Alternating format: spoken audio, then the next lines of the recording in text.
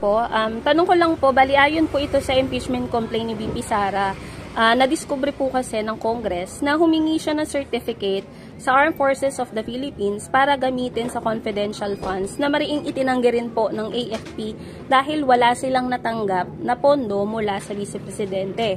Ano pong mararamdaman nyo pag nalaman ninyo na yung pera ng gobyerno na niliquidate ay hindi tugma doon sa inattach na resibo? Hindi ba't parang nag-imbento or namulot lang si VP Sara ng resibo para may maipasang dokumento? Yun, para sa akin, as a Pilipino, syempre hindi ako natutuwa sa gano'n. Syempre, di ba, para matakasan niya yung issue about sa confidential funds, gagamit siya ng ibang ahensya para mapagtakpan yung mga anomalya niya. Doon pa lang parang alam na natin na pinagloloko niya na lang tayo, di ba?